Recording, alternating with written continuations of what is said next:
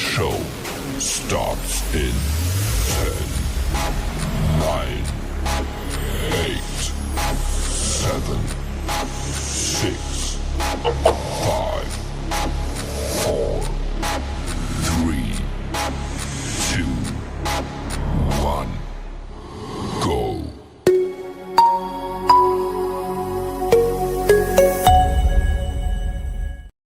You're listening to the House of Cards on Facebook, YouTube, and BigPatriotRadio.com. All licenses for music and content have been purchased by and are for their express written use of Big Patriot Radio Networks. All information, opinions, and topics are for entertainment purposes and do not expressly represent the opinions of the show's host and or producer. Sit back, relax, and enjoy. Introducing to you. You're on House of Cards, live on Facebook and YouTube. It's going down. Locked and loaded with the truth. And good evening, everybody. Where are we? There we are. Good evening. Welcome in again. It is Beaufort County's House of Cards. Glad to have you here. I am Mike Covert, your host tonight. It is the 13th of March. Unbelievable. We're halfway done already through March. Coming to you live from the Big Patriot Studios, BigPatriotRadio.com, right here in the great state of South Carolina. I want to welcome everybody watching on YouTube and Facebook, and those folks around the world listening in on BigPatriotRadio.com. Don't forget we have podcasts 5 nights a week right here on Big Patriot Radio. Monday nights is the boys from Pickens County, David and Jordan Cox, and New American Movement, 7 o'clock and 9 o'clock. Then on Wednesday, beginning again in April 1st, is Corey Allen and the Overton Report. Thursday night, they're us right here. Saturdays at 7 o'clock, and Ubellis, the Radio Chickadee, and Southern Sense Radio, she's on at 7 o'clock.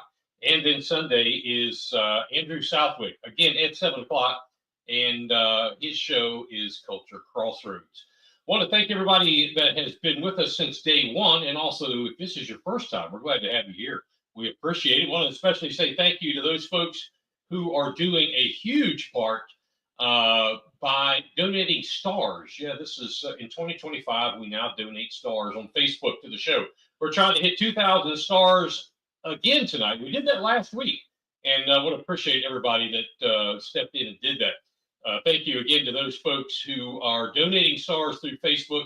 And then you also see down on the bottom of your screen, scrolling by there, that is the Venmo link to the show. Last week, number one song on BigPatriotRadio.com was Luke Bryan's Take My Drunk Ass Home. Beaufort was the number one listening city with Bluffton and Hilton Head coming in tying there for second. And Lexington, South Carolina, just outside of Columbia, came in fourth. Turn up the radio. Bringing you the best selection of hits for your listening pleasure. Yeah, so let's get into it. BigPatriotRadio.com. All right, we have a great show tonight. Glad to have everybody here. Been a big buzz. For the first time ever, we've got guests in the studio. They're going to be coming on here in just a little bit later after our first segment. These two guys are going to tell us some investigations they've done and looking into. And I don't want to spoil it, but we'll get them on here in a little while. Our first two guests are going to be on here in just a few minutes in the 7:30 segment. But first, I want to give an update to you. You know, we've been dealing with and talking about the Emily Hollis abduction story. Yes, Beaufort City Police called it a runaway. We called it probably an abduction at the beginning, and we're 2 weeks into it, if not more. And I don't know how anybody could call this anything other than abduction. So I'm not going to call it a runaway. And again, more and more information is coming forth. We did receive the FOIAs from the city of Beaufort. We're still waiting them from the Florida Department of Law Enforcement, along with Florida Highway Patrol and Jacksonville Sheriff's Office. I'm going to talk about the first piece of evidence that we've recovered. And if I get time, I'll put it up here. But anyway, the first piece of this is the FOIA from the city of Beaufort. And I don't want to use the phrase lie. I mean, that's a little harsh. Rather, I'm going to call this inaccurate reporting by the Beaufort City Police Department. I mean, they did report it out in a press release, and now we're seeing that there's some things that may not be interpreted the same that you and I would. Patrolman, and this is from the FOIA, okay? Patrolman 2, Officer Miller, writes in the investigation section of his report that officers attempted to locate the juvenile. Remember, it was 12-year-old Emily Hollis and 16-year-old male Chase Eskeets. They attempted to locate the juveniles, and that's important that there's a plural there. And at this time, they knew, when he was writing this in chronological order, they knew she was with Chase Eskeets, again, the 16-year-old male subject, in a white Nissan pickup. But on a flock camera, and flock is something that is used somewhat nationwide, where when you go through, whether it's an intersection or across a bridge or just driving down the road, there are cameras, and you may or may not be aware of them, that will pick up your license plate. It's pretty cool technology. It's not earth-shattering, but it's pretty cool technology. This happened at 20:09 or 8:09 p.m. They saw them through the flock camera at Robert Smalls Parkway and Boundary Street, and that was February 15th, 2025. Now, I do want to bring up something. We have a photo of Emily, and I think this is important to share with you. And this is where the whole, what they said and what's reality may not be the same thing. If you feel me, you should see on your screen there. This is a screenshot, and this is Emily. What you can see of her, and she's got a little red, I don't know what that is, a dinosaur or something earring. Anyway, the important part is what's circled in gold. You see there, it says Saturday, February 15th at 8:17 or 20:17 p.m. Well, wait a minute. Officer Miller, PT2 Miller, says that at 8:09, she was with Chase in a pickup truck, the white Nissan pickup truck, and they saw him at Robert Smalls Parkway and Boundary Street.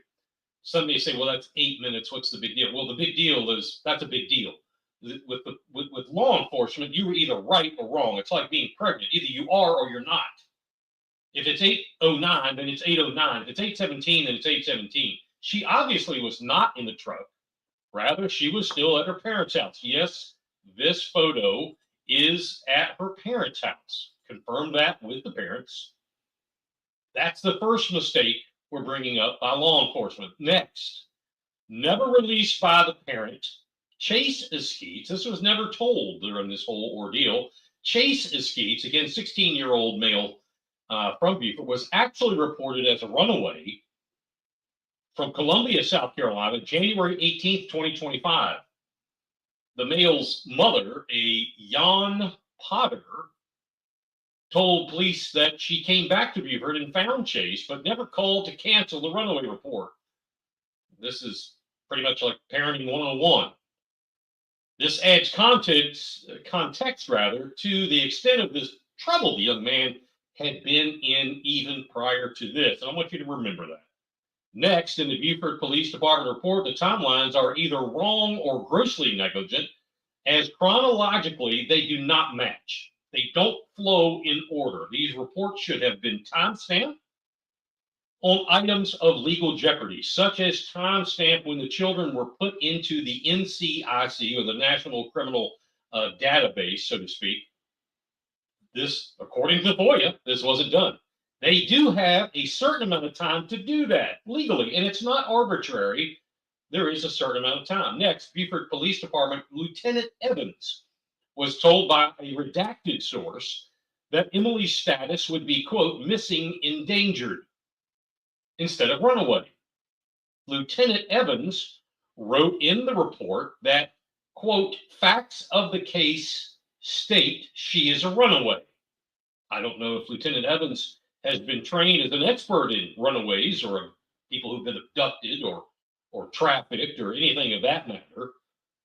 This after being told by the same redacted individual that the children, Emily and Chase, 12 and 16, had exposure to drug dealers in Beaufort and in between Florida and Beaufort. And one of them has a father who even works, one of these drug dealers, works at Beaufort Memorial Hospital. Wow. And after being told by the father or the stepfather of the Eskeets male, I'm not sure which one is in play here. Remember, these are redacted. Lieutenant Evan writes in the report, quote, "The fact that Chase Eskeet's family, according to the father, said that they would state Emily was in danger is not a qualifying factor." You know, Lieutenant Evans has decided that facts of the case state she's a runaway, and because Chase Eskeet's male guardian, whoever this may be, father, stepfather, whatever, said he would come forth and say she is in danger, Lieutenant Evans says that's not a qualifying factor. Officer Thompson, only named as Officer Thompson, wrote in his or her supplemental report on February 17th. This report fully redacted, but we were able to piece this together through some confidential informants and folks that we have on the inside. Talks about this officer's phone call with Emily's father. We know it's Emily's father as we reached out to him and asked him directly. What's interesting in this report, Officer Thompson says blank, which we know is the girl's father. Blank stated he did not know any other information except blank is a teacher at Bridges Preparatory School. Blank, which we know is the girl's father again, stated he wanted to update officers on this information in case it could be helpful. Are you following me here? And don't forget, we want to hear from you all night long. Just chime away on your whatever, however you're watching tonight. Put it in your chat bar. When I spoke to the father and asked point blank, I said, and I don't want to give out his name, but I asked him, I said, "Sir, who is this teacher at Bridges Prep?" In other words, according to Officer Thompson, Thompson wrote down that the father, who I had on the phone or on text, said, "You know, we don't know any other information except blank is a teacher at Bridges Prep." So I said, "Who is this teacher at Bridges Prep? And what does Bridges Prep got to do with this all of a sudden?" He told me he didn't believe he had said anything about any teachers or Bridges Prep.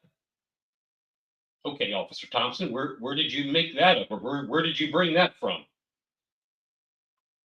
Next, according to the Beaufort Police Department reports, Chase Eskeets did not have a valid driver's license. We did report that. Going out on a limb from some inside in law enforcement, now we have proof that the young man did not have a valid driver's license. Now, there is more, but again, I'm waiting for the Florida Highway Patrol and Florida Department of Law Enforcement, as well as the Jacksonville Sheriff's Office, to send in my FOIA requests. I've talked to them. I know they're preparing them, and they still have time. We have reason to believe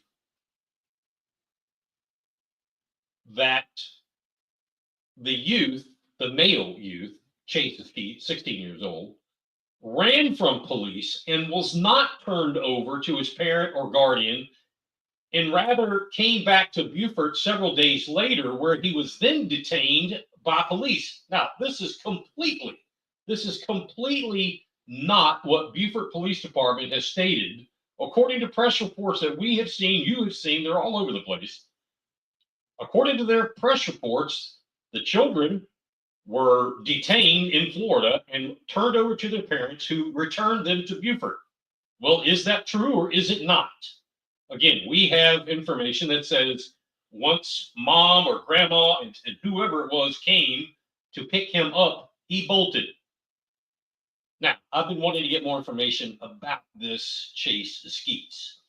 Why has he been in so much trouble? Why running away multiple times? Why living on a boat at the Beaufort Marina with his part-time mother and grandmother? Why? This doesn't make sense.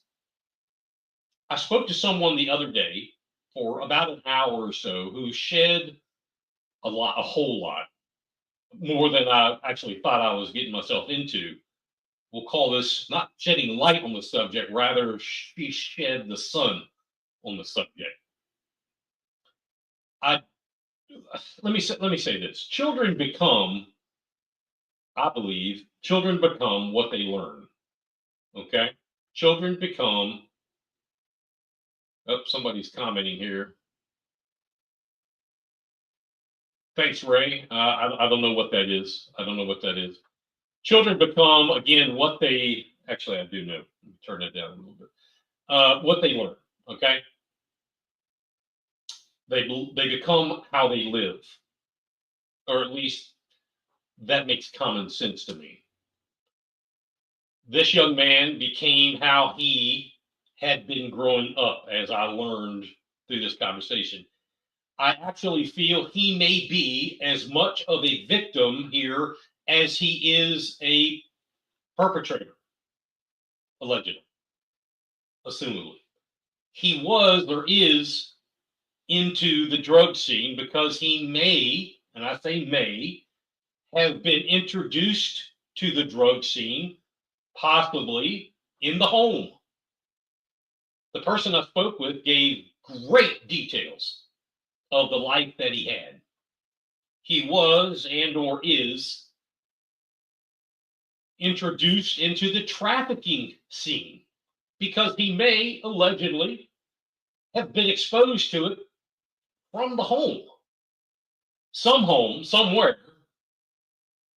It's my understanding that he, at now, I believe he's at the age of 17, from what I can ascertain, can barely write or read. And that is a failure.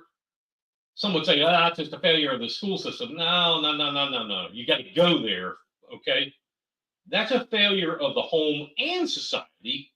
But in this particular case, in my opinion, this is a failure of the home. It's my understanding that the young man, because and I don't believe he's even been to school, and I don't know how long. It's my understanding that the young man, generally speaking now, has a big heart, and I understand he wilts like a flower under the most minimal amount of pressure.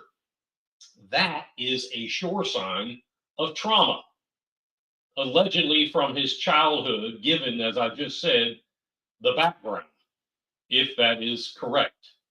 However, and be all that it may be, what he did is absolutely wrong. And he should be held accountable for all of his actions, as should the Beaufort Police Department, the Chief Price, and the city manager, Scott Marshall. A 12-year-old cannot make wise decisions on their own. A 16-year-old street-smart male can easily manipulate them, a 12-year-old. And from what we've been told by people directly related to this case and other past abduction-type occurrences, young Chase Eskeets has possibly done the same thing he did to Emily. Possibly he's done it before and in the same town. The question further will be asked, is there any responsibility for DSS to have had this case with this male, which we now know that they're not newly introduced to him. They know him. They know the parent. Any responsibility over the last 6 years or so? I think you're going to see that the answer is more than likely an easy yes. Does the male subject's mother, this Jan Potter, who I have reached out to try to, not that I think she'll talk to me, but to get some kind of response, does she bear any responsibility in this without any type of hesitation? That is also an easy yes. She has obvious responsibility in this. Anyway, that will be later. Right now, we are hoping that young Emily is healing. I've talked to her parents, different forms, either every day or every other day or whatever. And I know this is a healing time. We do have more information coming in on this. Again, we need to let the case take its course. We need to corroborate it all, and then we are going to report it all out to you. Turn up your radio. Bringing you the best selection of hits for your listening pleasure. Yeah, so let's get into it. BigPatriotRadio.com. All right. Recently, there was a story. We're going to bring on our guests here in just a second. Recently, there was a story in media reports out of a development project that was trying to get off the ground in Beaufort County. That was in the supposed to be in the Bluffton area along State Route 170. If you're not sure where, let's just say between the 278 170 intersection and the 170 circle. So in between there. The development was to bring a particular number of houses and then somewhere between 20 and 30 veterans affordable housing units to the same development. And I'm giving you all of the Reader's Digest version. We're going to get into the particulars of this, but here's the crux of the matter. At the recent Natural Resources Committee meeting, out of her own mouth, Beaufort County Council Vice Chair Anna Marie Tabernick said, quote, "My district wants no change in zoning and is not welcoming anything further on 170, end quote. This is simply saying, as Anna Marie Tabernick puts it, she puts vehicles over veterans. I want to remind her, and lo and behold, there's a couple of county council members watching tonight. I want to remind her and the rest of county council that they probably should look at documents at their disposal called the Beaufort 2040 plan. It shows, and its predecessor documents show, State Route 170 is a center of growth when you go down the corridor from the 278-170 intersection all the way to the 170-46 circle, which ends up in New Riverside. That is the growth center of that area. Growth is not supposed to happen on 46. Growth is supposed to happen on 170, on Buckwater Parkway, and on the Bluffton Parkway. On this side, okay? We're talking this side. This is a center of growth in southern Beaufort County. Excuse me. That is one of the myriad of reasons why 170 was built out to 4 lanes several years ago. That's why I advocated for a stoplight at this very intersection that this what we're getting ready to talk about several years ago. That was at the Sun City, one of the exits to Sun City and onto the 170. I had been advocating for it. I had everything in order, had it ready to go.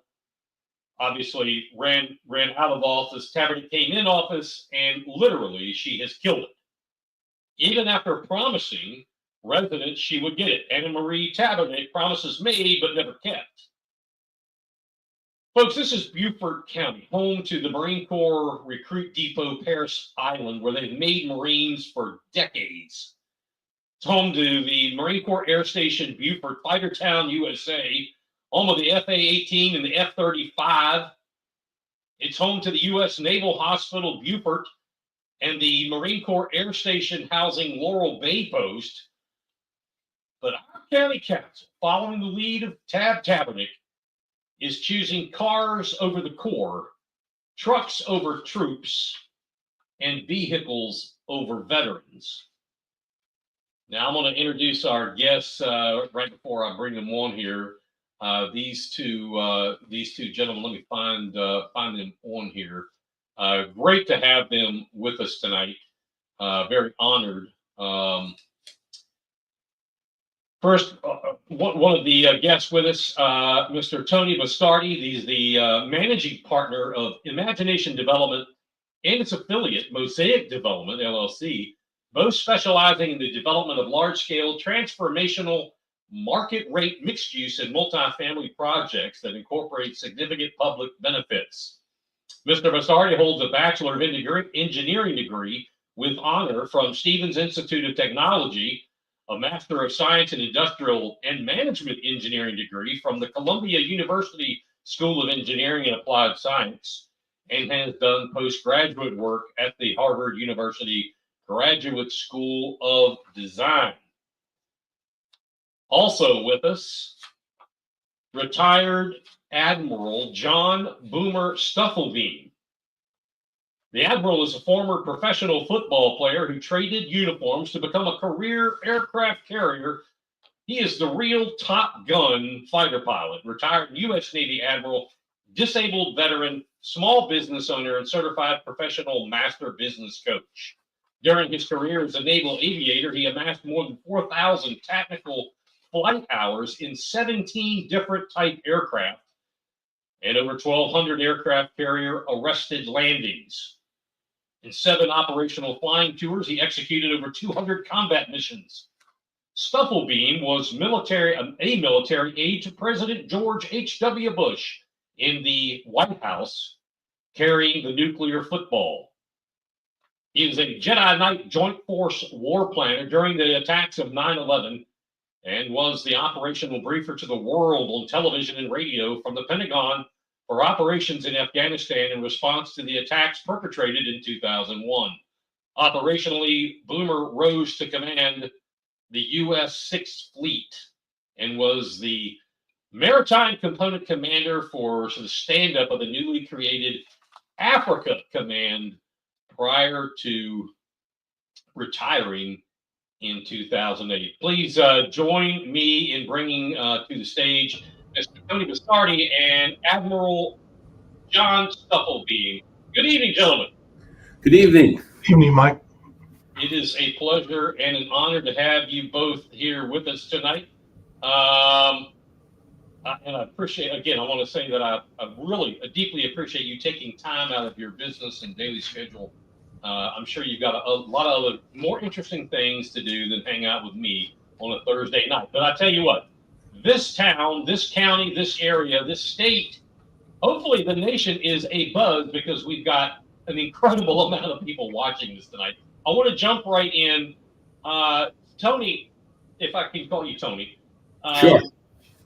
You know, something I really wasn't aware of, and I should have been, having been a county councilman, approximately 10% of the residents of this county are veterans. 10%. But yet we have county council members who choose vehicles over veterans, trucks over troops, and cars over the Corps. Tony, and then you can defer to the Admiral. Tell us about the development that I spoke of in a Reader's Digest version and what you all and the foundation that I didn't mention are going to make available to veterans. Sure. And I'll ask Boomer to chip in, once I give you the Reader's Digest version. So about 2.5 years ago, Mosaic Development was formed to bring multiple family housing with amenities to the Low Country with a public benefit mission. So Mosaic was formed not just to build rooftops, but to build rooftops with a public mission, a public purpose. So originally, when we secured this land about 2 years ago, a little over 2 years ago, our public purpose was going to be workforce housing. The area is sorely in need of workforce housing. Both the town of Bluffton and the county have been woefully inept in encouraging workforce housing, such that we now have very little of it. So that was going to be the public benefit, and we began the development process.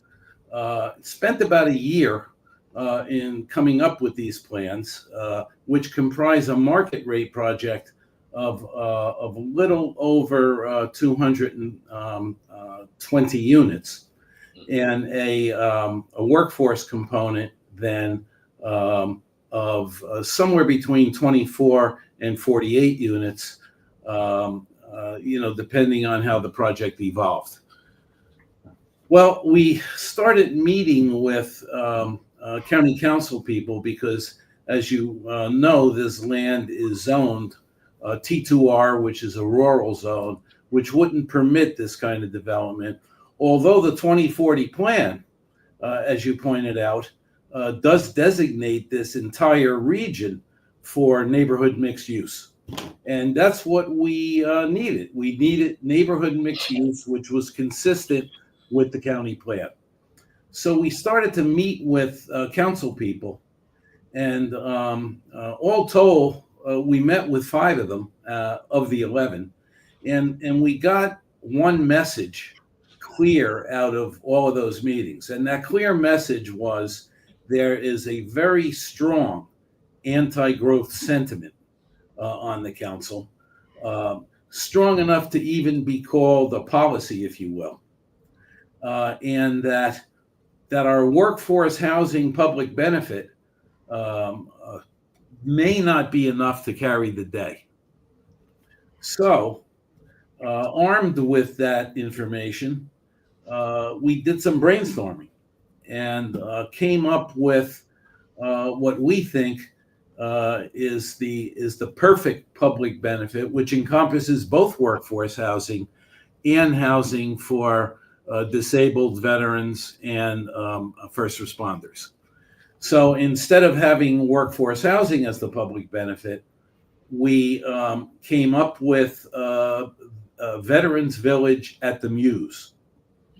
And Veterans Village was to be a small enclave comprising 24 apartment homes, which would be identical to the market rate apartments, except they would be fitted out tunnel to tower style with all of the ADA compliant and smart home compliant features, such as movable shelves, counter height appliances, smartphone controlled thermostats and window shades, and all of the things that you see in these tower for tunnel smart homes. So we knew, on the other hand, that even if we constructed these houses at workforce rates, which are substantially less than market rates, that these veterans would still need some help.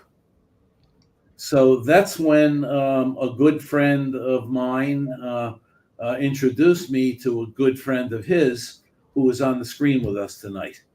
And that was in the early summer of 2024. So Boomer agreed to come in and form this foundation, which would raise funds to own and operate these 24 veteran homes with additional public benefits. For example, there would be free transportation on site for these veterans to take them to medical appointments and to transport them to OPFOB, where they would have both recreational and programmatic support. That on-site transportation service would be full-time dedicated to these 24 residents. The foundation would also provide these veterans with training and startup capital to own a shop, a retail shop, in the little village that we were constructing, centered around a park, which we would donate to the county at no cost to the taxpayers. That park we designated as American Heroes Park. Yeah. So that's the thumbnail of what we intended to do and how we intended to do it. Boomer, do you want to chip in with the foundation perspective on all of this? Thanks, Tony. Before I do, though, I wanted to give Mike a chance to ask a question if he wants to of you before I talk a little bit about our foundation. Well, thank you, Admiral. I've got several questions that I want to ask, and so let me get this straight. Normal housing development has to have a a component of affordable housing. Everybody alone was for it, but thought nobody else was going to be for it. So let's change it up. Sorry? Exactly. Okay. So let's change it up, which I have been involved in creating development agreements. So I know how this story gets, but I don't think you all ever even got to the development agreement. But anyway, to sweeten the pie, if you will, or to make it more palatable, somebody and whoever it is that came up with that deserves a big attaboy. You come up with the proposal, hey, instead of just affordable housing, let's add the veteran and wounded veteran component to it. I mean, that is a total win-win. I can't tell you, gentlemen, for how many years people have said we have zero. We have no homeless shelters, true homeless shelters in this county. People say you got 200,000 people. Why not? We have zero means of taking care of those men and women who some obviously paid the ultimate price and we could never repay them. But those who are still with us, we still can't never repay them. And you have brought something to the table that, quite frankly, I'm not a youngster anymore, but I know this. There are a few things in life you don't mess with. You don't mess with children. You don't mess with the elderly. And you sure as hell don't mess with a veteran. And Tony and Admiral, it seems to me that one-on-one, everybody likes this idea, but when you collectively get them together, everybody's balls drop, and they will not stand up to support the men and women who some have died for this country, some that are still with us, people like Admiral Stufflebeam, who is the quintessential, he's Maverick of Top Gun, for goodness sake. I cannot fathom, gentlemen, that we are at this juncture, and correct me if I'm wrong, Tony, but looking at the data that I've had at my disposal, I don't see where Tom, the taxpayer, is having to support any of this. Well, to the contrary, Tom, the taxpayer, would be benefiting to the tune of $650,000 a year of real estate taxes, with a net present value over a 50-year period of more than $19 million. Sure. That was one of the things that the county voted no to. None of this would cost the taxpayer a nickel. Boomer and his foundation would be raising the bulk of the funds to do so, and Mosaic would be contributing the land, infrastructure, and public amenities valued at well over $1 million. The foundation's contribution would be in excess of $10 million, and that doesn't count for the annual support that they would be given to these veterans in terms of rent subsidies and low-cost loans to start up a retail business. It defies understanding, but if I might, I could offer a reason. Sure. The reason is that Tabernick in particular and her colleagues on the council have an uninformed, unenlightened, myopic view of their role in both curbing growth to the extent that it needs to be curbed, where they should curb growth, and how they should curb growth. For example, Tabernick complains about the congestion on Route 170. Well, the principal root cause of the congestion on Route 70 is Sun City, the very folks that she represents. Also, that developer in Sun City is adding new homes across the highway to the tune of about 1,000 a year. So our little trickle of traffic and all the experts, including the county's experts, literally said that our traffic was a trickle. our little, yeah, I'm sorry, our little trickle of traffic pales in comparison to the 2,000 vehicles per annum that Sun City is adding across the highway along Argent Boulevard. So Tabernick basically voted in favor of those 2,000 new cars a year, in addition to the 60,000 cars that are already in Sun City, Right. Only to preclude a literal teaspoon of traffic that our public benefit to the Veterans Project would have engendered. Isn't that ironic? It is very ironic, and you are correct in the assessment that the myopic is a perfect word. I wanted to ask you about this. We're going to come back to you in a second because I looked at traffic data. I looked at traffic data from the county and traffic data, I'm assuming from your company, and they both pretty much say this is a non-traffic problem. There is no problem, is actually what it said. But I do want to I also wanted to ask you some questions about some environmental testing or not testing, but environmental engineering data that was done and so forth. But I want to let the Admiral jump in on the foundation. Thank you. Well, the mutual friend that Tony mentioned is a good and dear friend of mine from many years ago who lives in Bluffton. He and I have worked on veterans issues for a number of years together.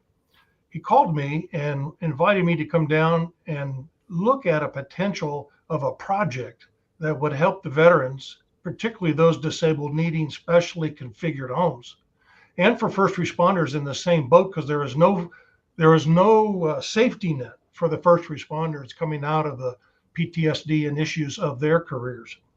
I have and had a very soft spot for the Lowcountry, because I flew for years down there at MCAS with my Marines. Thank you, sir. And I fell in love with the place. And I'm actually looking with hopes of being able to find a second home from where I am up here in DC to have down there in the Lowcountry. So the locale, the area, the veteran community, it didn't take long to figure out how big of a community that is. 30,000 plus the active duty that are down there. Meeting with wonderful people like from OPFOB who are already providing veteran services down there, and who plainly pointed out to me that there was a need for housing, a need for programs of support, and a need for entrepreneurial opportunities. And our model, and I founded the foundation with this friend in Bluffton as one of the partners. And we intend to do this throughout the entire Lowcountry. But our intent is not to provide handouts. It's to provide hand-ups to these worthy and deserving individuals to be part of a regular community rather than sectioned off to someplace out of the way, out of the visibility. Right. So from a foundation perspective, there's a need. From a foundation perspective, we have a desire. And I have been a longtime advocate for disabled veterans and disabled first responders. And this was just a wonderful opportunity that was being handed to us with great benefits. And I couldn't figure out any way to say, not here, not now. And so I jumped in with both feet. Right. What I was stunned by was going before the Planning Commission and then the Natural Resources Committee. And after presenting our factual presentations, in less than 60 seconds, they took unanimous votes to deny us. Well, I take that, let me back up just to say, words are important, but words don't mean nearly very much to me when I look at the actions. And the actions that I see is they don't care, and that they don't want veterans in Beaufort County. So as a foundation, I am prepared to go elsewhere. But the community that I want to support and advocate on behalf of is going to be served. I think it's absolutely incredible, Admiral, that what you are doing and what you both are proposing to do. I don't think some folks, because it's such a quickly transient area, I don't think people understand how the influence. I think everybody understands the influence of the military, but it's after. I was fortunate enough as a business owner, the Gary Sinise Foundation. Spent a lot of money with that. I believe in that. I've met men and women who came back from Afghanistan, from Iraq, from all over the place with pieces and parts blown off.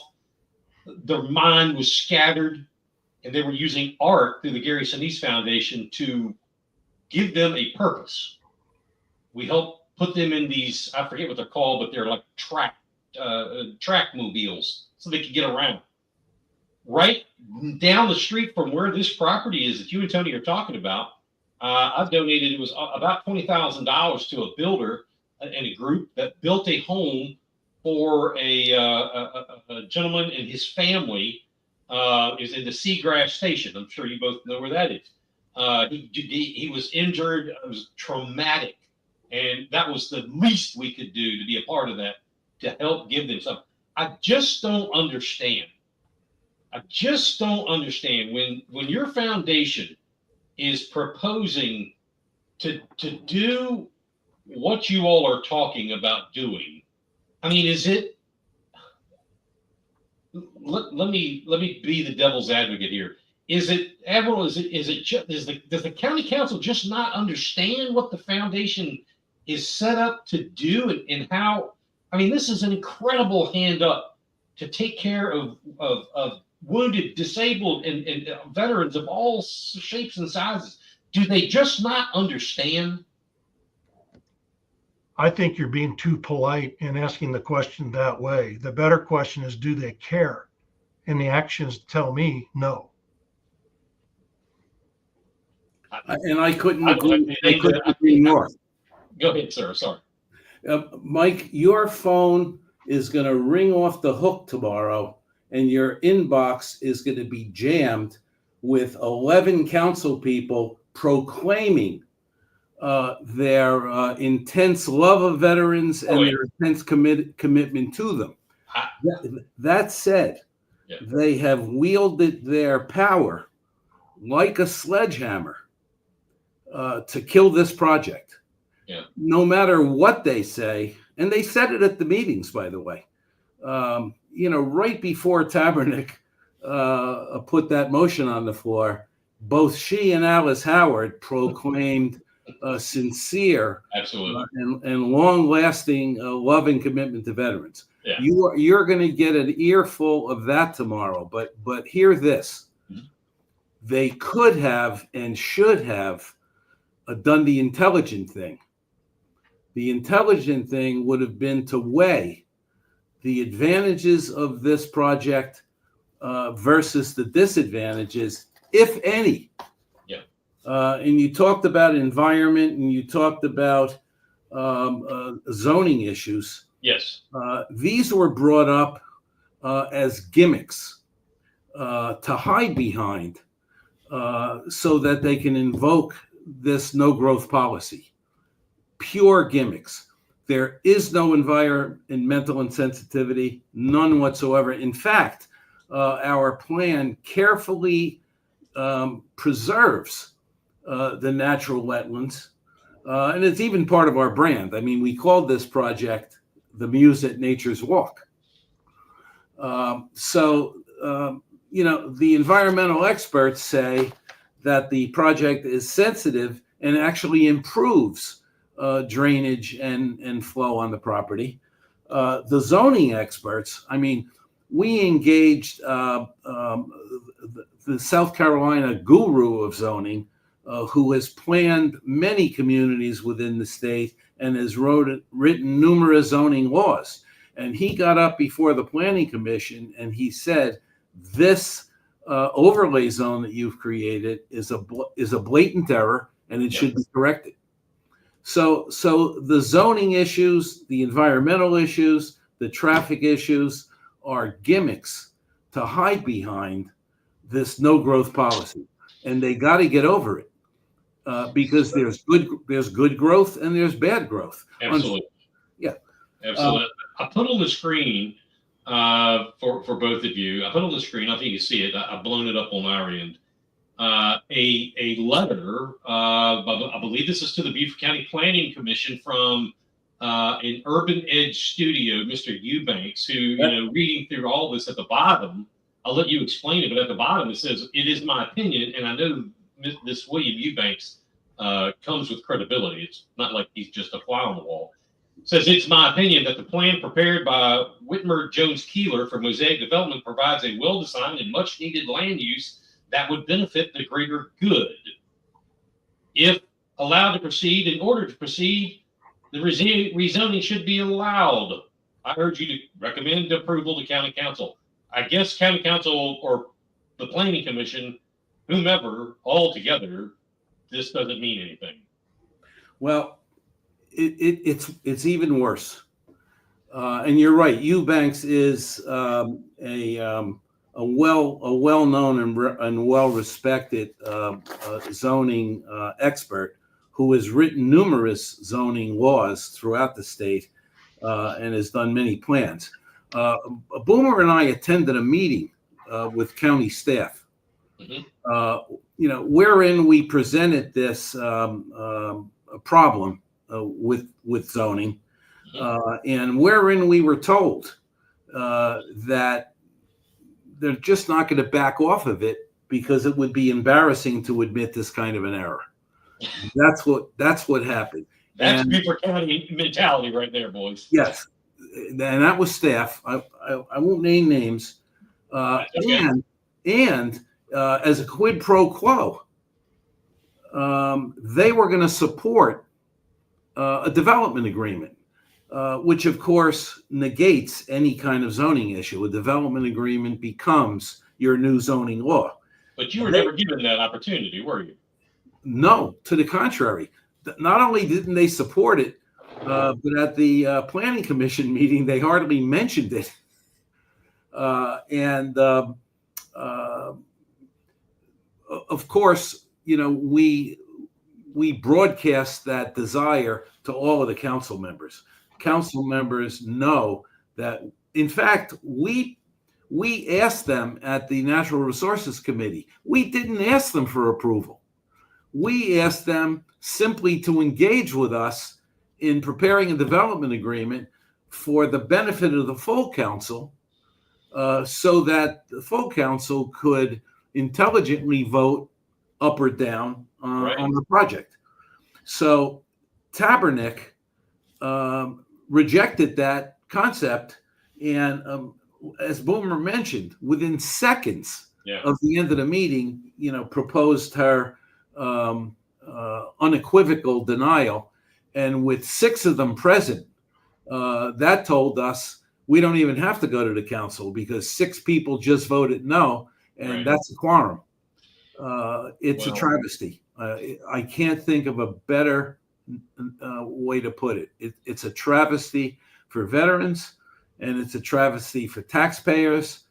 And somebody should make it known to these council people that their proclamation of support for veterans is an empty promise. No, it's excuse my French, but it's bullshit. I put on the screen, gentlemen, this is the Natural Resources Committee's mission statement. Everybody can see it. This is why they are what they are. I was on the Natural Resources Committee for 4 years. The Natural Resources Committee reviews and negotiates development agreements with various developers throughout the county to address the needs of the developer and the county concerning the specific development projects. Yet, gentlemen, the county council never fulfilled let's call it the Natural Resources Committee, never fulfilled their mission statement by even giving you the opportunity to get into a development agreement in the location proclaimed by the 2040 plan, by every map in the town of Bluffton and the county of Beaufort, of a growth center, and said to your face, I support you, but they won't. And they all cowered like little girls. We could describe them in many ways: misinformed, misenlightened, myopic, even clueless, but certainly not pro-veteran in their actions. So, Michael, be prepared tomorrow for that. That's fine. That's fine. I haven't been in this game as long as I have. My neck is as leather. It's the true epitome of a leather neck. Did you gentlemen receive any support from any of the Beaufort delegation in the State House? Yes. Anybody kept say, hey, we like this idea? Anybody? Absolutely. Senator Tom Davis was a staunch supporter, even before the veterans concept came up. Tom, we met with Tom, introduced by good mutual friends when we were in the workforce housing public benefit mode. And he has been very helpful in arranging meetings for us and on behalf of this veterans concept, one of whom is South Carolina State Secretary of Veterans Affairs, a retired general by the name of Todd McCaffrey. Boomer and I met with Todd and his government liaison, sergeant, I guess. And Sergeant Major. Sergeant Major, yeah. Wow. And Todd couldn't have been more supportive. And indeed, he wrote a letter to Alice Howard at the Planning Commission before she became chairman of the council, when she was chairman of that Planning Commission. Right. So yeah, at the state level, we've received lots of love. But of course, they can't intervene in zoning approvals, but they could ask. So if you ask me, since we're being blunt here, them not entering into meetings with us to formulate a development agreement was a slap in the face. Oh yeah. To Senator Davis and to Secretary McCaffrey. Absolutely. Both of whom asked that commission to entertain us in the development agreement. Let me interrupt you guys just for 1 second. It's the top of the hour. I need to run a check here real quick. It is 8 o'clock. 2,000 hours here on Big Patriot Radio's Beaufort County House of Cards. Let's go! The station that keeps it rocking 24/7. Ladies and gentlemen, BigPatriotRadio.com. All right, and again, we're at the top of the hour. I've got two guys sitting here looking at me like they're ready to eat my arm off. They've been sitting here so nice. I ran out of good bourbon, or I would have offered them a bourbon, but they got stuck with water. But plenty of what is that?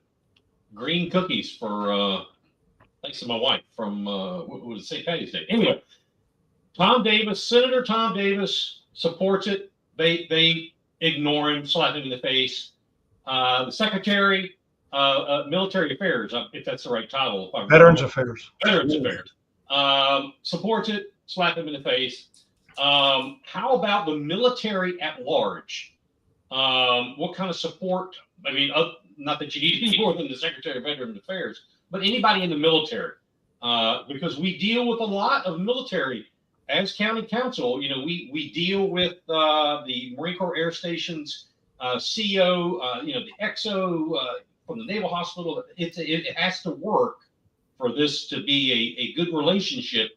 And quite frankly, I see that doing this right now. Well, I would tell you that from our foundation's perspective, we are starting with what I would call an initial template to deal with a very special and more deserving cadre of the larger community of the military. Mm-hmm. But we intend to build off of that as a template and replicate it around the Lowcountry, and then go to the active duty bases and provide transition assistance and training for those that are going to come off of active duty who would like to stay in the area, get them involved in our service organization of supporting their brethren and support. And the one thing that I want to make sure that that I don't miss is that we appreciate, and I'm one who has a little bit of experience in having gone downrange a few times. And the number of disabled veterans is actually slowly coming down because we're out of hot war. Yeah. But the level of the number of first responders, the policemen, the firemen, the EMS drivers, that level is a constant. Mm-hmm. And they suffer PTSD just as we do in the military. And they don't have anything that provides for them as is available for many of the veterans. And so we're coming with both hands to be able to provide those hands up to both communities. So it's not just the veterans or the military who've been sent here by orders, but it's those young men and women who have grown up in the communities, have served in the communities, and are now retiring, with some of them disabled, needing a hand up as well. You know, this real quick, this is something I remember. Brian Flewelling, former county councilman with me, Brian Flewelling, he's from over north of the Broad, former Marine, retired Marine. He and I having a conversation about this in the sphere of saying we need to figure out a way to keep these Marines here. Okay, they stood on those footprints on PI. You know, they came here, and whether they were pilots or maintenance or whatever at the air station, we need to keep them here. As a business owner, my best employees were former Marines, former Navy, whatever. This is something that would do that. And you've got 11 people, or 6 people, I should say, who are, again, so myopic, they can't see the forest through the trees. Fortunately, our listeners do. And I want to bring up something, gentlemen. I hope you can see this. One of our listeners has made some comments. Leilani, thank you for coming on here. She says, and you don't mess with veterans' children.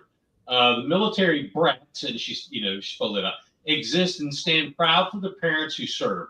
We should humbly thank these men for recognizing their services of our parents. She says, thank you, gentlemen. Tell us how we can move your projects forward. Laptop too. That is, this is Tavernick and Howard needs to remember we can and we will replace her in 2026. We no longer allow concreted butts and seats. She says, please go back, gentlemen, and look to the council to fully listen to you. And she asks, is this something that you could eventually bring to north of the Broad? And let me just preface that by saying real quickly, because we need to move. I don't subscribe to continuing the divide of north of the Broad, south of the Broad. However, they are two distinctly different areas. Very rural versus very and not rural. So I understand it is what it is.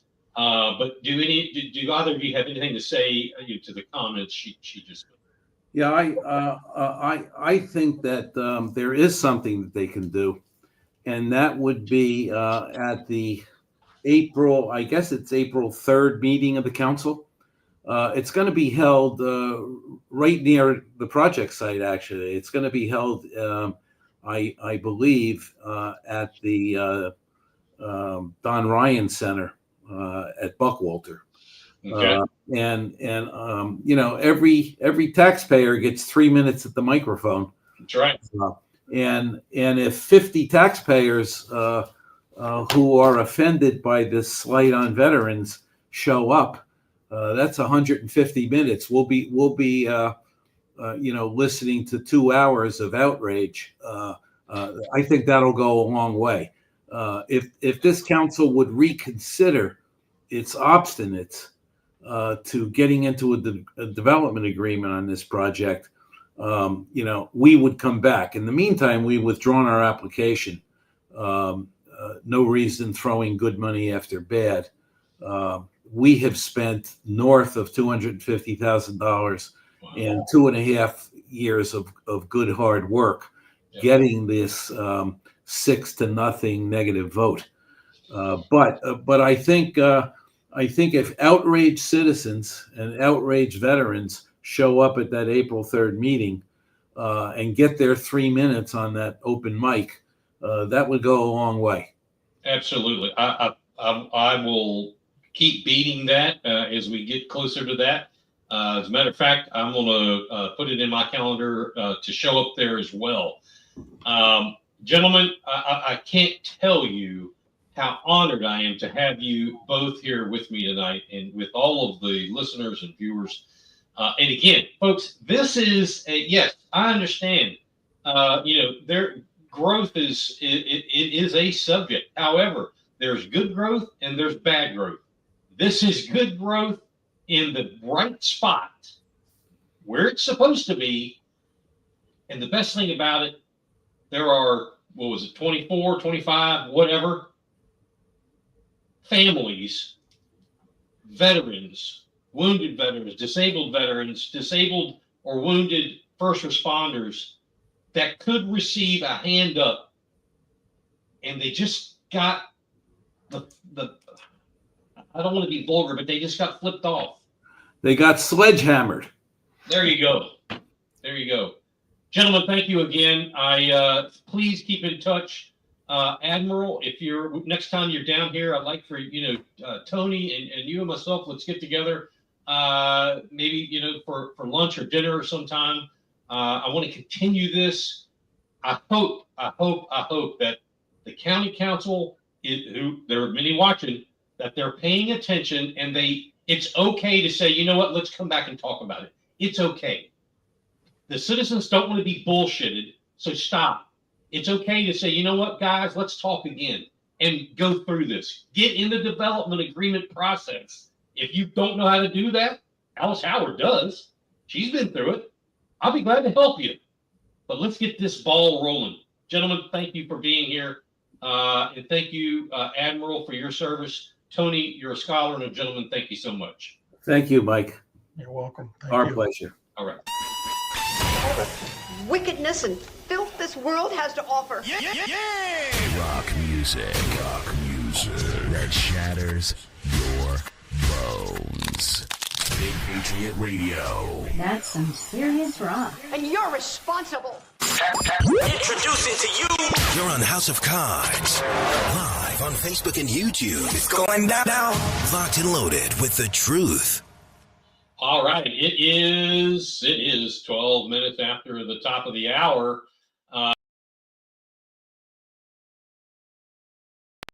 Boom. There I am. Guys, I appreciate y'all waiting.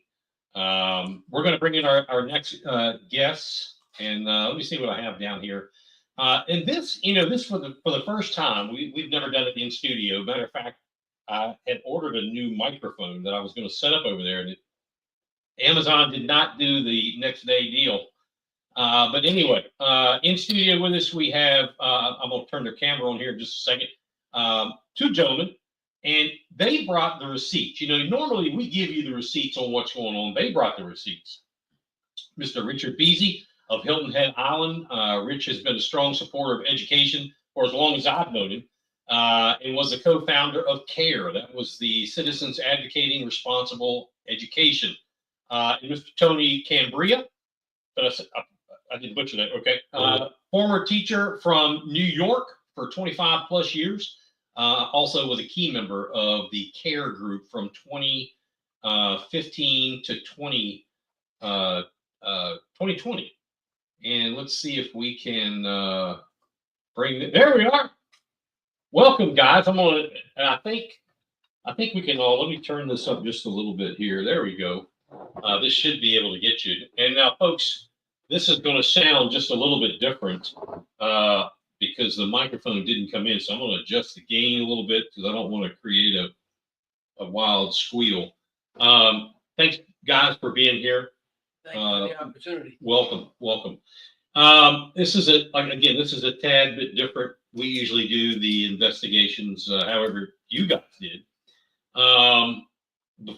This is about, and I advertised this. I posed the question: does Beaver County have a two-tiered educational system based upon, and this is a question, based upon the color of one's skin? I'm gonna, Rich, if you want to jump in here and tell me what you got. I think the short answer is yes, but let me just take a step back. All of the information, we really haven't done that much investigation, to use your term. This information is on the South Carolina Department of Education website. It's there for anyone to access, and we have done that over the years. And they have something called the South Carolina Ready Test Scores, and there's a lot of different indexes that they look at, but this is really the critical one because it measures progress in English, language, arts, and math in grades 3 through 8. Grades 3 through 8 are considered really the foundation for a good, solid education.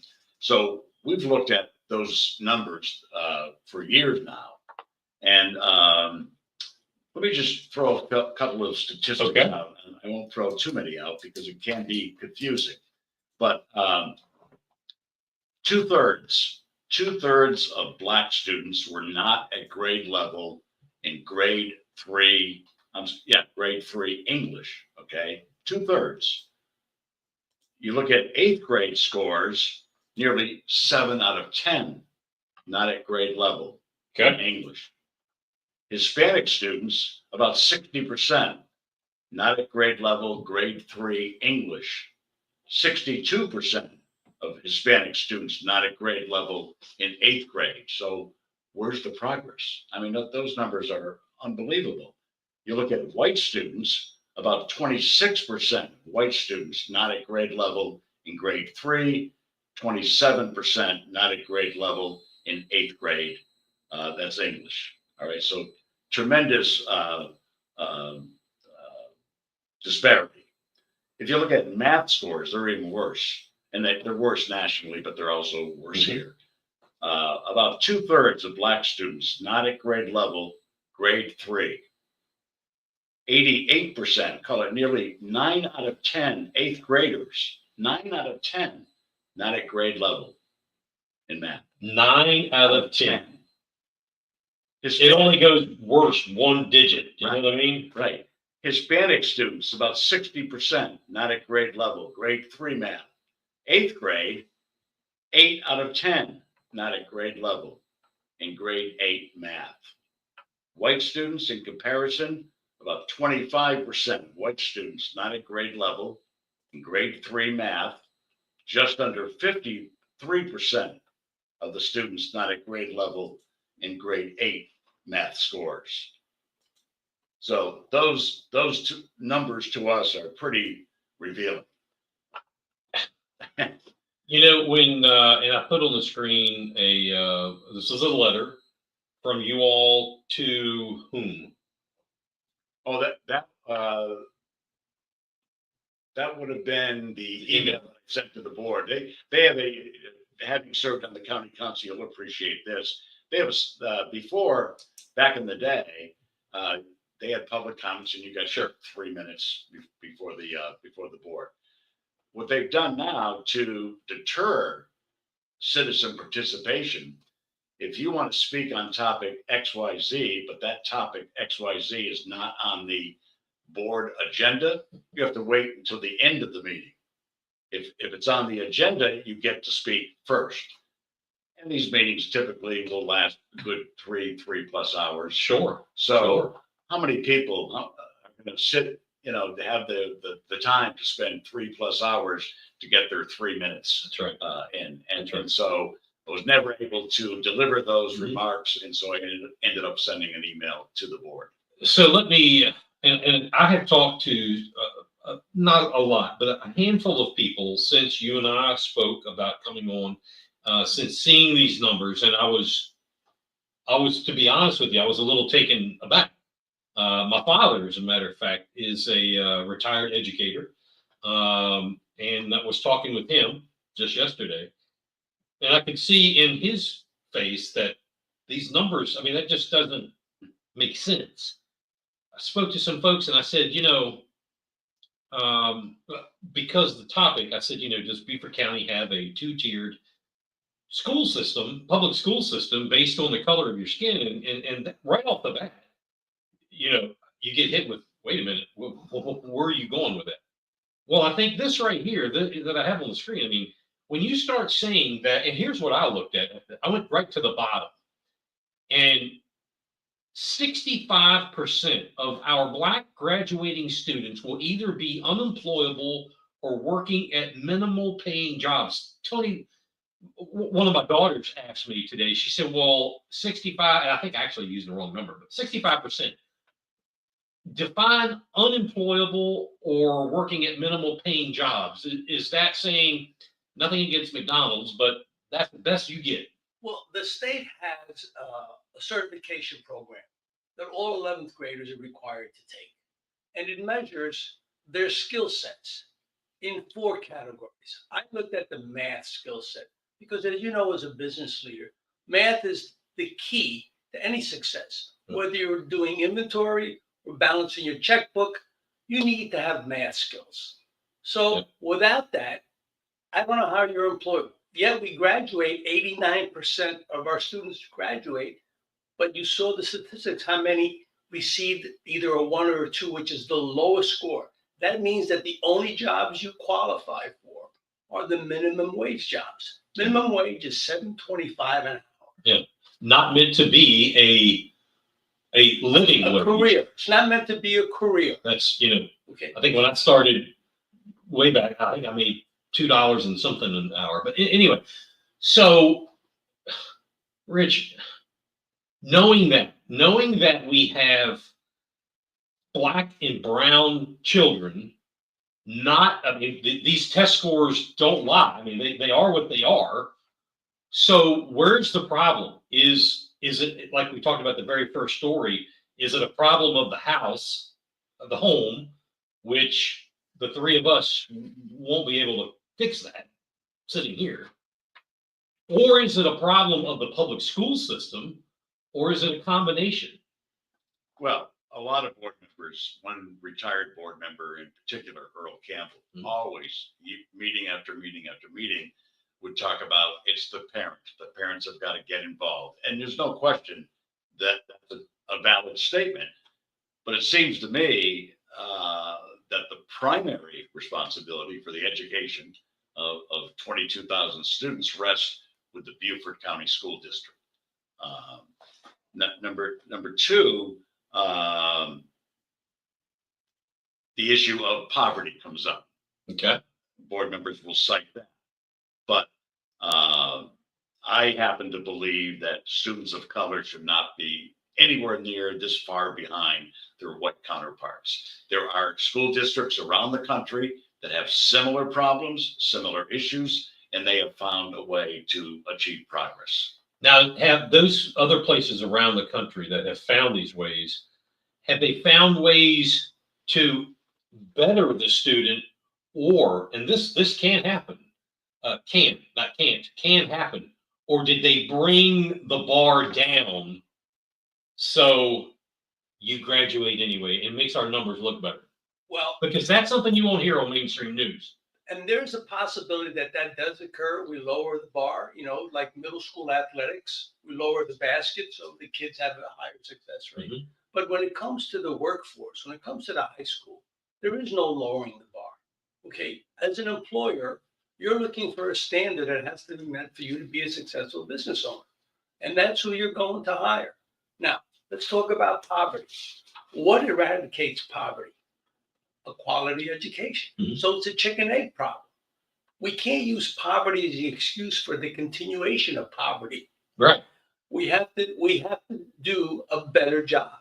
Now, does the home play a vital role in it? Yes. But sometimes I'm sick. I get better at home, but sometimes I have to go to the hospital. Mm-hmm. The hospital is responsible for making me better. Well, the schools are the hospitals of the very needy, the very sick, the ones who need the most. It's nice when you have the home support. Sure. But not all of us are fortunate.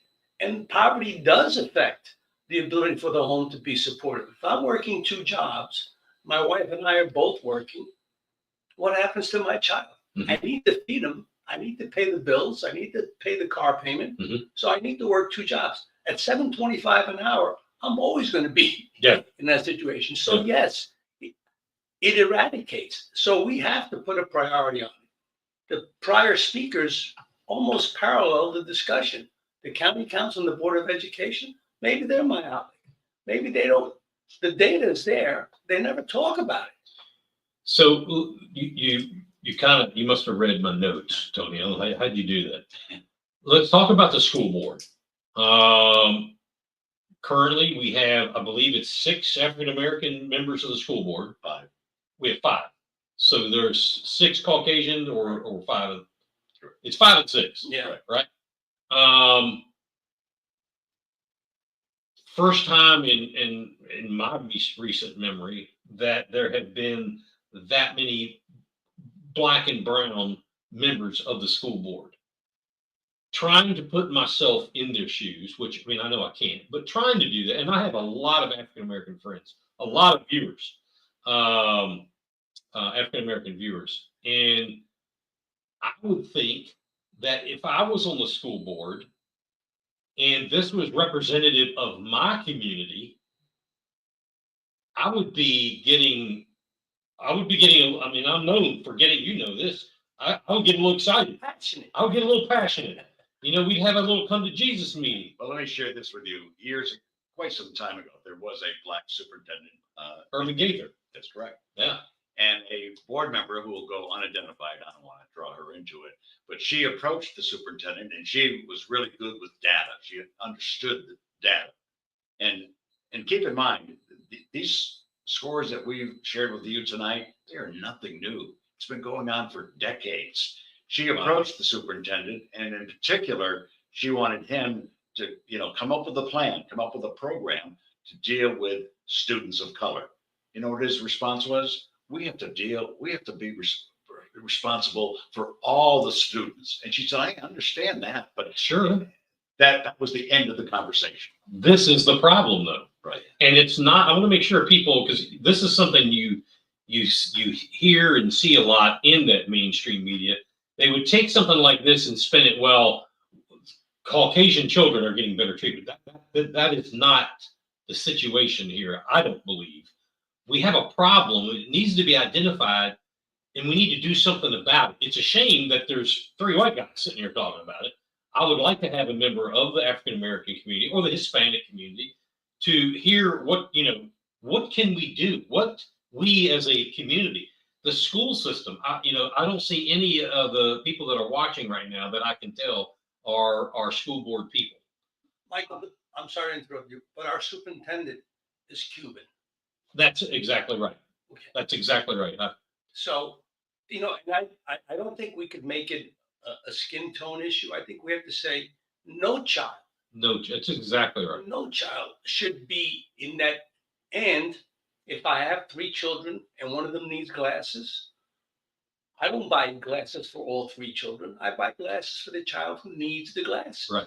So we have to, yes, we want to treat them equally, but we also have to treat them equitably. Okay. So what their needs are. And if I'm a child that comes from a home of poverty or 2 working parents, I may need that extra support, that extra tutorial, that extra arm around the shoulder, that extra encouragement, where Richard may not. Right. So you bring up a good point, and I'm going to play devil's advocate. I have 4 daughters and 11 grandkids. So it's been a while. I see, not specifically from them totality, but I do see this, and I see it in the neighbors and whatever, that we must be in an era of, we talked about the glasses. It seems like we may be in an era that, well, because Bobby needs glasses, I'm going to go ahead and get them for Cindy and Tim and Frank at the same time. Are we in that era? And is that part of this possibly in some, in a familial way? Well, let's think about the example of glasses. If you don't need glasses and you wear glasses, it does damage to your eyes. Yeah. Okay. So I think most people who don't need glasses would not accept the glasses. So let's not give everybody glasses. Let's identify the needy ones and make sure that they have glasses. Right. And other ones who may need hearing aids, or they may need to be closer to the blackboard. We need to adjust our system to meet the kids where they are. They cannot come to us where we want them to be. Mm-hmm. And I think that has to be, and it's not about aptitude. I've always said it's about attitude. 30 years in education, okay? Mm-hmm. It's about attitude, your attitude, and that just permeates with a child. Sure. When you have 100 black kids take an algebra exam and only one child gets an A out of 100, I think we have to look at how are we teaching those 100 children? Right. Does the old 30 years in education, I remember when I was in school, and I guess it's been more than 30 years ago now. I remember hearing teachers say, you can only go as fast as your slowest student. Is that still a thing in education, or is that old school? Well, I think that there's components of the old school that we need to revisit. And I think there are parts of the new school that we need to keep. You know, the old school guys knew. They had it going on. And I think back then, not all the things of the old school did we embrace as old timers. Some we rejected. We came out pretty good. But in some cases, there are people that would question that. My concern is, as we look at our county and we invest 12 years of educating children, when they finish that 12-year term, are they going to make our county better? Are they going to be productive citizens? Are they going to be business owners? Okay. Or are they going to continue in that path that we know is not healthy for the county growth? And very good point. Mike, keep in mind that we have communicated this information. It's all public information to the local chapter of the NAACP. We're waiting for a response. Well, we got a response, and it's they're looking into it. Really is the long and short of it. We also communicated with members of the county council because they control the purse strings. Absolutely. We got no responses from the school board. We did get a response from the NAACP, and 2 county council members did respond. York Glover, who said, I will look to validate this information and I will use it. Well, he can spend all he wants validating it. I said it's all there, verifiable on the South Carolina Department of Education website. Right. Tab, is that her name? Tab, yeah. She responded too, and she said, well, when I mentioned about, she said, oh, as a former teacher, I too find these scores to be unsatisfactory. And I wrote back and I said, thank you very much for your prompt response, because she responded like within 10 minutes. I said, keep in mind that you guys control the purse strings. That's right. And she responded back saying, well, that's not exactly true. We don't determine how the money is spent. We just determine millage, which is the purse string. And I wrote back to her and I said, I understand, but if you control millage, you control the total amount of money. Absolutely. And I remember you being there. What's the financial lady, Tanya Carlson? Yeah. I would, not disrespectful, but I wanted to see both sides of the ledger. I don't care how you spend it. That's not my issue, but I want to see, one in and one out. Right. And they can never do that. Anyway, in Tabernick, even though I really went all hard on her, I think she would have been an outstanding, a supreme school board representative. She would have been monumental. But you know what happens, and we're not quite sure why or how, but when CARE was very, very active as a group, I mean, we went out and solicited candidates for the school board, one of them being Dick Dyer, who's now the chair. Tina Guatz, who was the former chair. We endorsed her, campaigned for her, helped her get elected. And these people get elected and something happens. And we're not quite sure what. Yeah. But they change. Absolutely. They absolutely change. Absolutely. And they become a different person. Absolutely. Let's say you greased the. I never Matter of fact, I am so much to the other side. If we went out somewhere and you bought me I don't know, a hot dog at a baseball game, I would follow that with ethics. That's how crazy I am about staying above the board. But let me go back to something you said about NAACP. I don't think, correct me if I'm wrong, guys, but I don't think this needs to turn into a black, white, brown thing. Correct. Mm-hmm. But this is a problem. And I think have you taken by any chance all these numbers and looked at children as a whole? How many of our graduating seniors, and maybe I should have let you know I was going to ask that because I don't want to put you on the spot. But do we have, 60% plus of our graduating seniors of purple, brown, white, red, and green unemployable? Or, 1% is horrible, but are we in a catastrophic mode, which will cause all these other things? Or is it simply something different along the lines of race? You tell me. Well, let me answer it this way. If we were an industry, producing and allocating millions of dollars every year and having this as an end product where 60% of your brakes fail when you step on the pedal for the car, we'd be out of business. I keep hearing that. Yeah. And it's unfortunate. Wow. It's unfortunate because we can do better. Okay. We do well, but we can do better.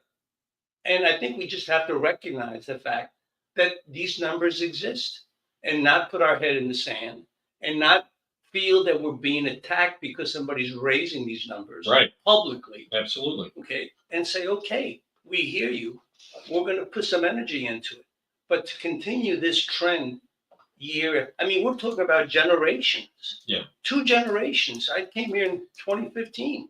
I'm through 1 generation of youngsters already. Right. And we're still raising the same issues. That's right. Not to get too political about this, but I have listened to a lot of people. I have read from a lot of people. I have done my own background data on the subject of generational wealth and how specifically Black and brown communities feel like they're not climbing that ladder like Caucasian or Asian communities for that matter.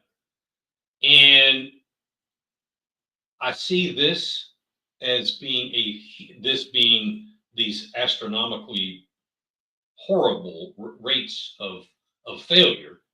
I see that as a precursor to the lack of generational wealth. So, assuming you both agree with that, isn't that one step that if, let's just say it's the NAACP, or let's just say it was the school board, whomever, if they said, well, what's your, don't bring me a problem, bring me a solution. Well, it looks to me like one of those solutions is you want to correct generational wealth and that gap, that perceived gap that I can't quantify. Then let's start with education. It's the genesis of life. An educated consumer is our best client. Yeah. So let me put you guys on the spot. Back to where we started. Does Beaufort County have a 2-tiered educational system in public schools based on the color of your skin? I think people have to look at the data and make up their own mind about it. That's a very personal question to ask. Yeah. It's almost like who are you voting for? But I think you have to look at the data, see the numbers, see the locations. Okay. There are patterns that you can draw certain conclusions, no doubt about it. Okay. When you have one high school where 100 kids take an exam and only one gets an A, you have to say to yourself, what's happening in that classroom? Yeah. Now, when you have another high school where 150 kids are taking the exam and there are 25 A's, understood. You have to ask yourself why. Yeah. You have to ask yourself why for the successes. You have to ask yourself why for the lack of successes. And I think that's where leadership begins. Those are the hard questions. And we have approached the school board a number of years ago, and because, rather than just here's the problem, we need a solution, right? We suggested, doesn't it make sense to take those teachers who are really good. I mean, you got really good teachers and you got okay teachers, right? I mean, that's life, right? Everywhere. Take those really good teachers, and even if it requires some sort of financial incentive, send them to the schools that are really in trouble, really in trouble, and get them to go into those schools. And they, we never heard anything back from the school board on that.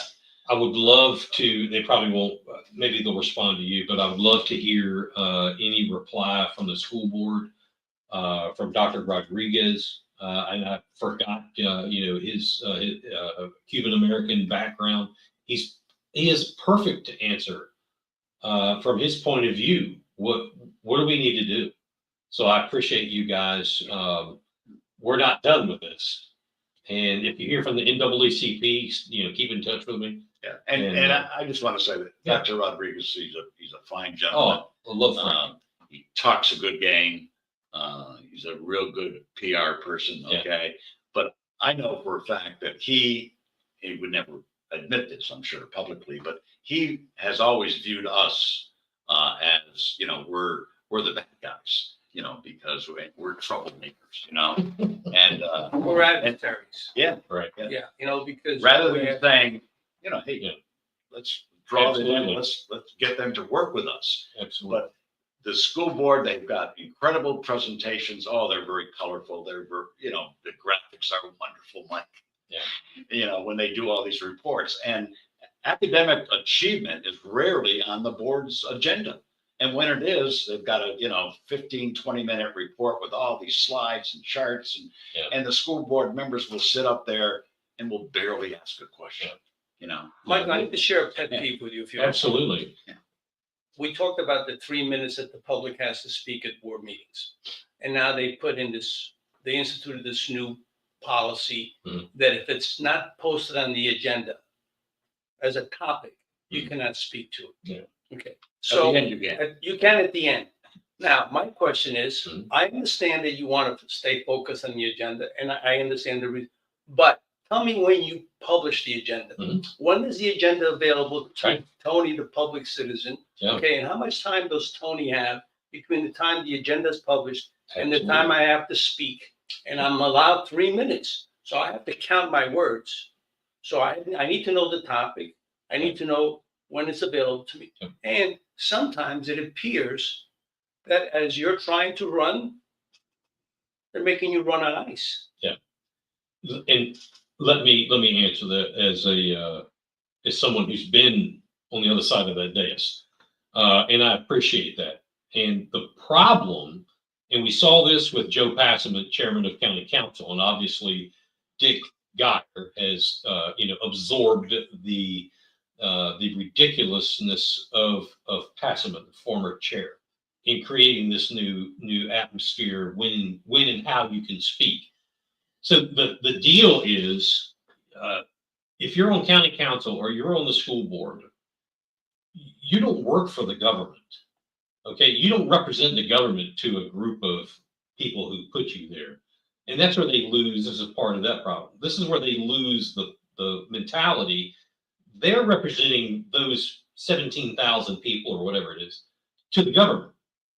And if they all would remember that they're there as servants of the people, and I've always been a promoter of this, it's in the record. If, as the gentleman earlier said, if there's 50 people that want to speak, I got all the time in the world. May not like it, may want to go get a cocktail, but if there's 50 people and that's 150 minutes or whatever, then we're going to do that.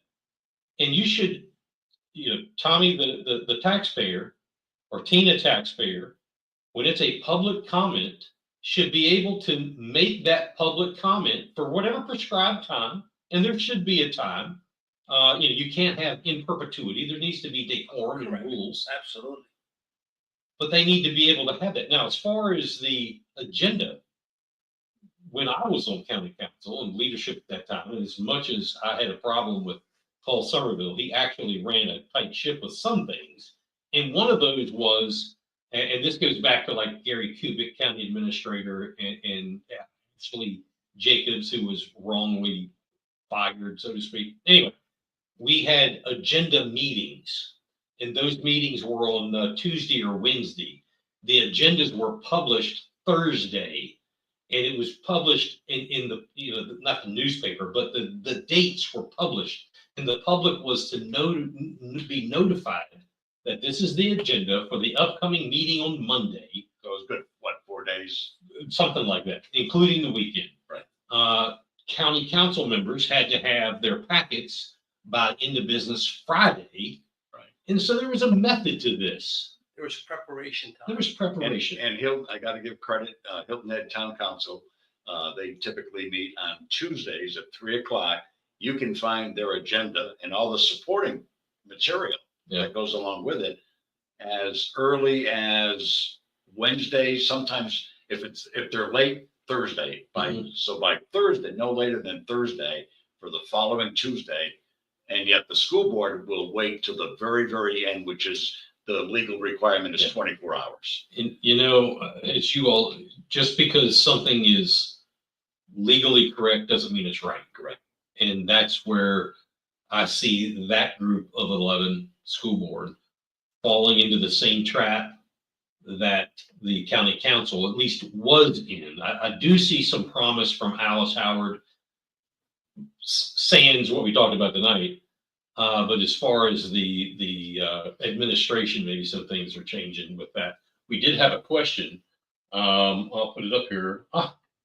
It's from our number one listener, my wife. She says, I don't know when she posted this. She said the school counselors should know this and play a part, ? Which I think what she's saying is with these test scores, these employability or lack thereof testing scores, do the school counselors, and I'm assuming, and it's been a while, that guidance counselors are still a thing.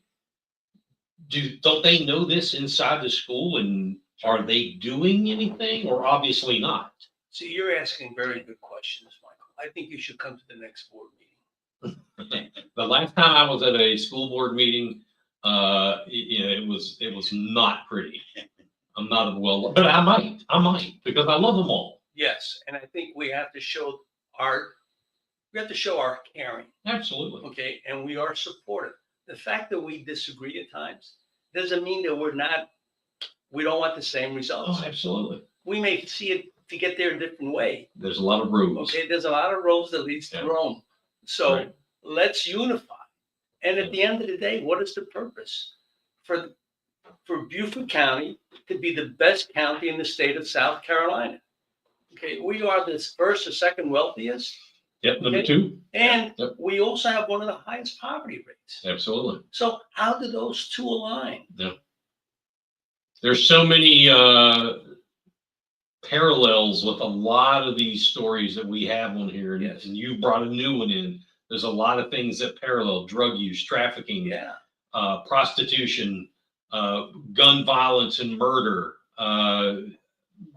All of this has a lot of parallels. I'm a 20-year-old and I'm making $7.25 an hour, and I'm looking around and I'm seeing other options. Absolutely. That are not necessarily in my best interest. Absolutely.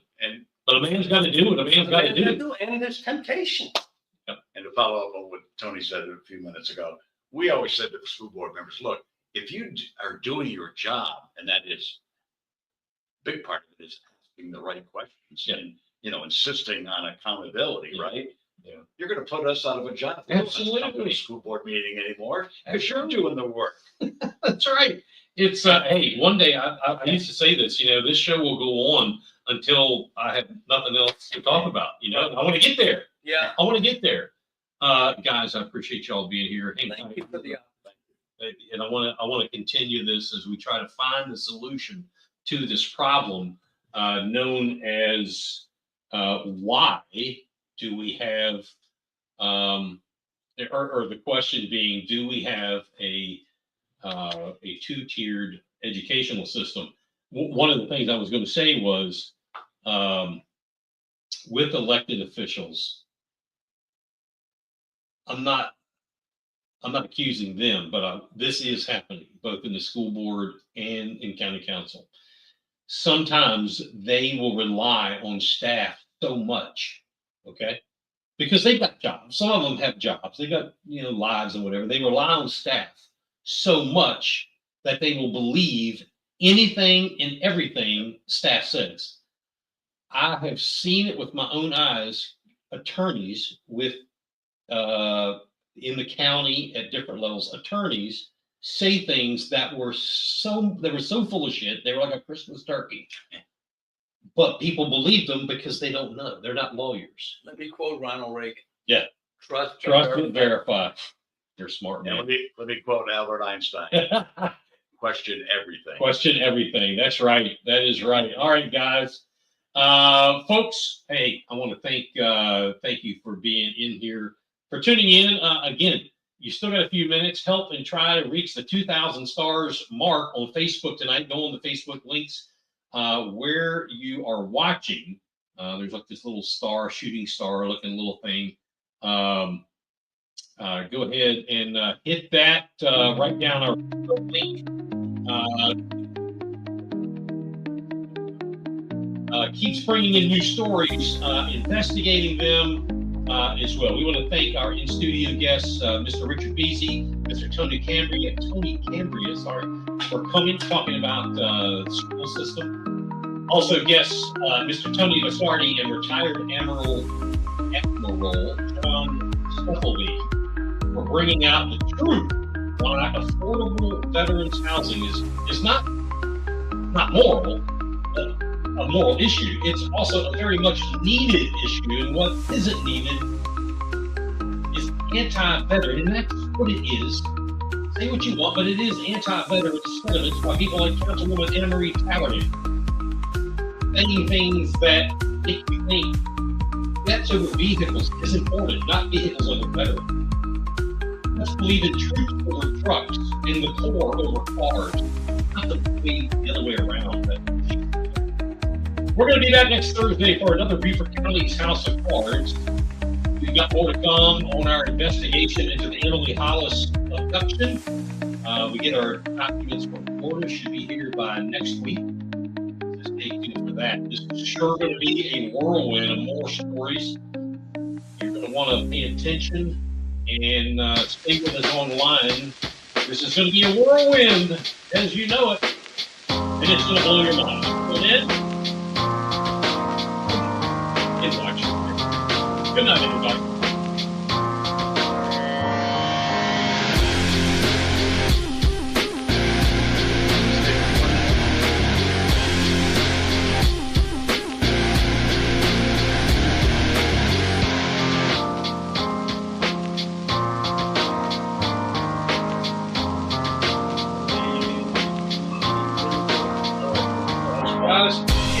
Thank you so much. Appreciate all that.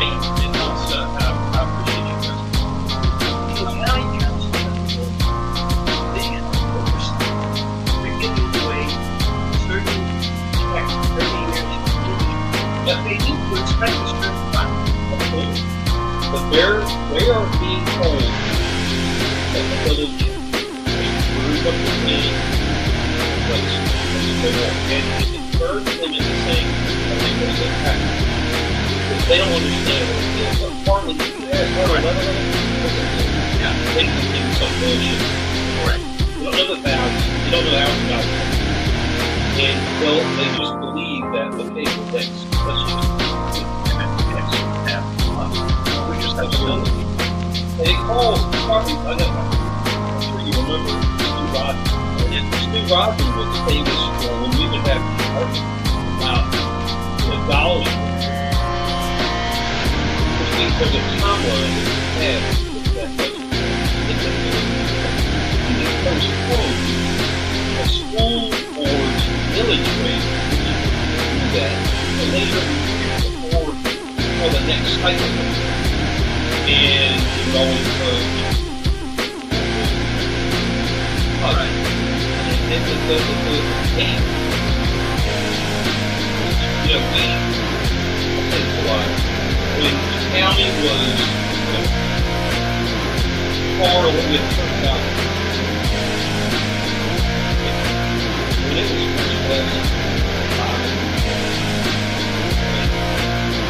it wasn't the world.